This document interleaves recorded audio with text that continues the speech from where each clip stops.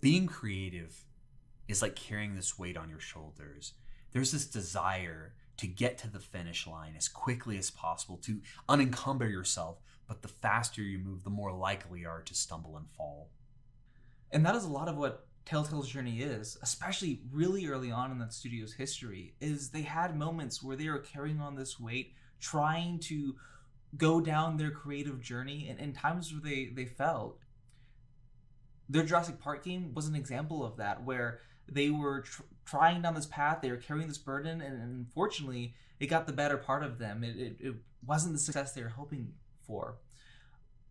But what this brings up is really the difference between endurance and sustainability. Endurance is the ability to show up, to persevere, to overcome each day's trials, to show up every single day and put in the work. But endurance is a resource. You only have a limited amount of it, which means that at some point in time, you need to rest. You need to be able to take a break, to take off that burden, to reestablish yourself, to take a moment, and then get back on that journey and keep heading forward. That's what sustainability is. It's a lifetime journey, a lifetime of going after goal after goal. But there's a balance that needs to take place between that endurance of going through those challenges and taking the time to take stock, to rest, to reevaluate. Because without the two, you're going to burn out. Well, when we see that is you can't treat endurance like a math problem. And with Telltale, what we see is it seemed like with growth and the opportunities that came after The Walking Dead hit really well, it's adding this many more people in personnel, this many more hours of work and crunch during a week means that we can work these many titles without actually taking into account that much like working out a muscle, eventually it needs to recover, because when the same thing with creativity, you are breaking down and destroying yourself day after day to be built up into something bigger, but you need those moments to recover to do so. Otherwise, you're left with nothing. And that's the great credit of the people there at Telltale, is they were early on working 80, 90-hour work weeks, which is insane. No one should have to work those type of hours. They showed and demonstrated incredible endurance. But that type of behavior isn't sustainable in the long run, right? At some point, you lose all that gas. You can't move forward after some point. It's a limited resource, like I said. To their credit, they recognized that wasn't sustainable. And they were able to work and to create solutions so they could reduce the amount of hours they worked each week, getting it down to a normal 40-hour work week. Right. Well, you mentioned resources like fuel. Well, the interesting thing is if you think of the Telltale creative process like an actual engine, a car, if you will, is while the gas can be refilled, because of the damages that were done by working things too hard, there are so many things that start to fall apart when they're not able to be properly maintained.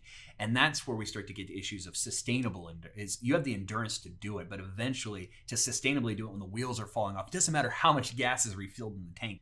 So what we can learn from this is the importance of setting up parameters for yourself as you're going and endeavoring to reach your creative dreams. There's a time and place to take that marathon approach, to press on, to put in the work, to put in the effort to make great strides in your creative journey.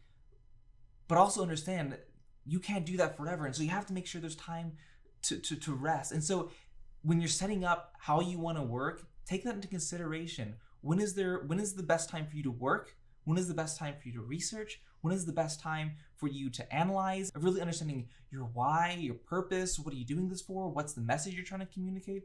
And there's a time to play, experiment, and just have fun. Well, no, when we talk about pushing those boundaries, eventually there is a line. There is a threshold that we all meet. It's like staring at the precipice. If you push any further, eventually you find yourself falling into the chasm. And that's much harder to dig yourself out a hole that deep. When you fall into that chasm, the great thing when you have a team is knowing that there's someone you can trust to pull you out. These teams, these creative endeavors come with relationships that are like marriages. The 4 horsemen that John Gottman uses to talk about whether or not a marriage will succeed or lead to divorce applies here. It's that moment of when that hand reaches down to pull you out of the chasm. Is it someone who you trust? Or is it someone that you're going to slap that hand away because of the criticisms, the defensiveness, the stonewalling and contempt that is built from all these things, whether it be from the sea level going down, or someone who's on your team that you feel is an obstacle to your happiness and success because of any number of factors. And that's what we see with Telltale Games, is there was that divide between the C-level leadership and the team. to the point where during the times when they're having the briefings and they're demonstrating their progress on a project, is both sides feel very defensive, defending their ideas versus the other's ideas, not willing necessarily to take criticism. In the internal team, it's so important to foster healthy relationships across all departments, across all teams, because the moment you allow those seeds of criticism, of contempt, of the moment when you think the other party is the enemy is the moment that you lose, because what you lose sight of is that the entire team there is meant to be just that. They are a team working on a singular goal, a singular vision to make a great game. And when parties lose sight of that, things start to crumble. Right. And while we're using Telltale as an example, this is something that we truly can apply to the smallest of teams to the largest of teams. These are things that exist in all regular relationships. The reason this is so big and when Gottman applies it to marriage is because that is the crucible of relationship interaction, but also those we work with and to build our dreams with. Again, creativity and the people we work with feeling like a marriage of sorts is the ability to mitigate criticisms, to respond properly to them. Criticisms, especially in creativity, are going to be there, and rightfully so. But are they done constructively? Are they done with an intent to drive this mission forward? Or are they done just to lash out because of other things that come from defensiveness? Are you trying to tear somebody down so that you can feel feel superior because you truly don't? Brene Brown talks about that quite a bit in terms of how we start our narratives, how we drive ourselves from feeling like we're not enough, and eventually we take the leap as to finding out that this narrative that we're actually better than someone else, just to make ourselves be able to feel better about not being good enough. And that's where intent is so important, especially in regards to criticism.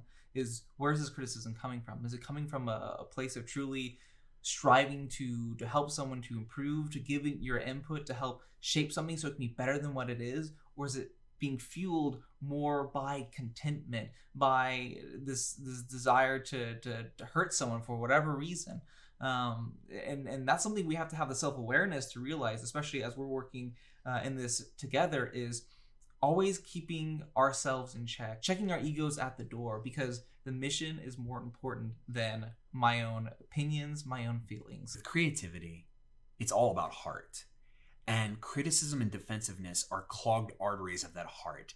And that blockage is manifested as stonewalling. It's the things that keep things from moving forward. It eventually leads to that contempt, which is the heart attack. It's the death of creativity, death of a relationship in general. When you get from all these layers of criticism, defensiveness, blocking pathways with stonewalling, but when you fall in contempt, there's almost no recourse from that. It's incredibly hard to get back from that level of loathing that comes in both from self and directed at others. And so from the conversation of sustainability is you are dealing with personal relationships, and so you have to ensure that all the relationships from the top down are done so are built in a healthy fashion, that you foster trust, you foster open communication and candidness. It's all about being vulnerable. It's all about being vulnerable enough so that way all parties can share their thoughts, their criticisms, and understand that the main purpose of it all is to create something that's great, better than what I can create by myself. Right, and as I mentioned, creativity is all about heart, and there's nothing more difficult and scary than putting your heart out there to be exposed.